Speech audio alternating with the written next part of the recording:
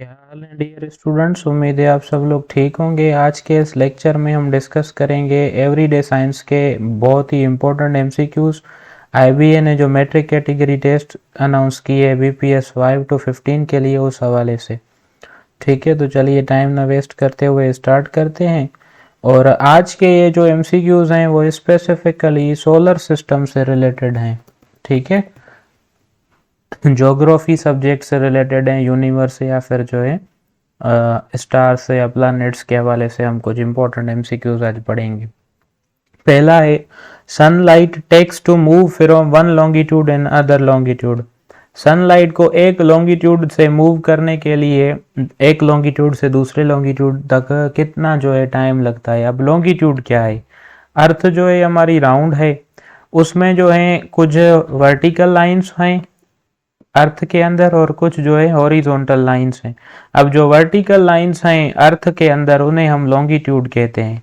अगर आप गूगल पर लिखेंगे अर्थ मैप विद लॉन्गिट्यूड्स तो आपको वो लाइंस जो है के साथ अर्थ की एक पिक्चर मिल जाएगी। ठीक है, तो वर्टिकल लाइंस जो अर्थ के ऊपर मौजूद हैं उन्हें हम लॉन्गिट्यूड कहते हैं। और सनलाइट को एक लॉन्गिट्यूड से दूसरे लॉन्गिट्यूड तक पहुंचने के लिए 4 मिनट लगते हैं, यानी कि ए इज द करेक्ट चॉइस।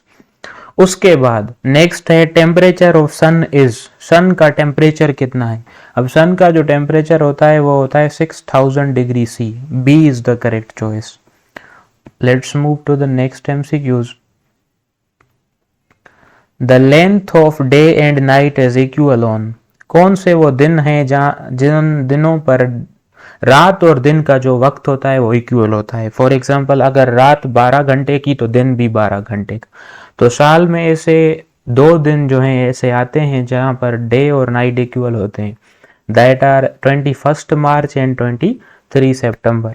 कभी कभी 22 मार्च और 24 सितंबर भी जो है वह उन पर भी जो है डे की और नाइट की लेंथ इक्वल होती है, मगर ये जो है बहुत फेमस हैं। ठीक है, उसके बाद next, which planet has no moon, या फिर कह लें which planet has no satellite. कौन सा ऐसा प्लानेट है जिसकी कोई भी सैटेलाइट या मून नहीं है? ए में हमारे पास मरकरी है, बी में वीनस है, सी में अर्थ है और डी में बोथ ए एंड बी है। तो D is the correct choice, both A and B. Mercury और वीनस तो ऐसे प्लानेट हैं जिन पर कोई मून नहीं है या फिर जिनका कोई भी नेचुरल सैटेलाइट नहीं है। कभी कभी पूछ लेते हैं which planet has no satellite, कभी पूछते हैं which planet has no moon. उसके बाद नेक्स्ट है, evening star, morning star and lightning star are the titles of blank planet. Evening star, morning star और लाइटनिंग स्टार ये तीनों जो है वीनस के टाइटल्स हैं। C is the correct choice. उसके बाद डेंसेस्ट प्लैनेट इज, सबसे ज्यादा डेंस प्लैनेट कौन सा है? वो जो है हमारा अर्थ है। और अर्थ को जो है, अर्थ के कुछ जो दूसरे भी टाइटल हैं जैसे कि इसे कहते हैं बायोस प्लैनेट। ठीक है, और इसे वाटरी प्लैनेट भी कहते हैं क्योंकि पानी जो है वो सिर्फ और सिर्फ अर्थ पर मौजूद है। और वाटर बायोस प्लैनेट इसलिए कहते हैं क्योंकि लाइफ भी सिर्फ और सिर्फ अर्थ पर मौजूद है।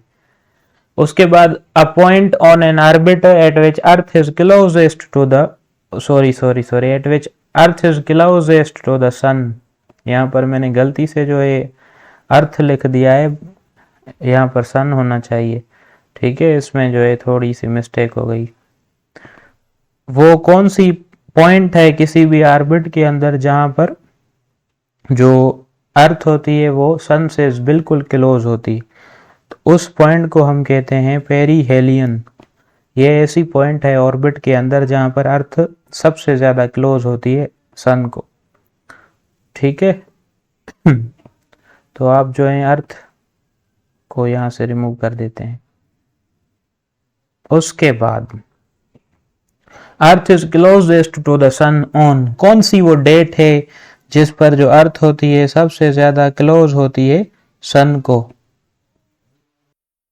तो अर्थ जो है वो सबसे ज्यादा क्लोज होती है सन को 3 जनवरी पर। C is the correct choice. उसके बाद अर्थ is farthest to the sun on, earth जो है किस डेट पर सबसे ज्यादा दूर होती है सन से? एक ऐसा टाइम भी आता है जब अर्थ सबसे ज्यादा दूर होती है अर्थ सन से, that is 4 July. Okay, next है a point on orbit at which earth is farthest to the sun is called. अब वो पॉइंट किसी भी ऑर्बिट के अंदर जिसमें मूव कर रही है, ऑर्बिट बेसिकली सर्कुलर पाथ को कहते हैं जहां पर जो अर्थ होती है वो मूव कर रही होती है। ठीक है, तो ये जो है सर्कुलर पाथ ऑर्बिट है और ये जो है हमारी अर्थ है। और एक ऐसी पॉइंट होती है जहां पर जो अर्थ होती है वो सबसे ज्यादा जो है दूर होती है सन से। तो यहां पर भी मैंने अर्थ लिख दिया है, तो यहां पर अर्थ नहीं होगा, सन होगा, सॉरी। तो उस पॉइंट को हम कहते हैं aphelion. Okay, B is the correct choice.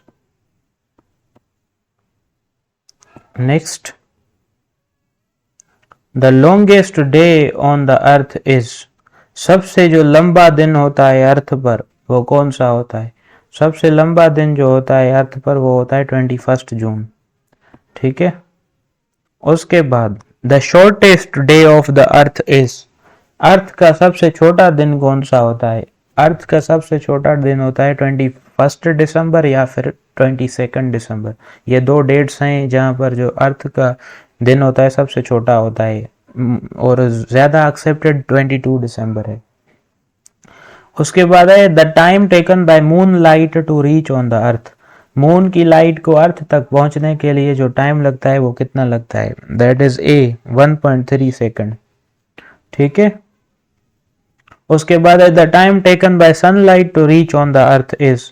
सन की लाइट को अर्थ पर पहुंचने में कितना टाइम लगता है? तो सन की लाइट को अर्थ पर पहुंचने में 8 मिनट्स एंड 20 सेकंड्स लगते हैं। B is the correct choice. उसके बाद है which planet takes 165 years to complete its one revolution around the Earth. किस प्लैनेट को 161 years लगते हैं अपना एक रेवोल्यूशन पूरा करने में? That is Neptune. ठीक है, आज के लिए इतना ही।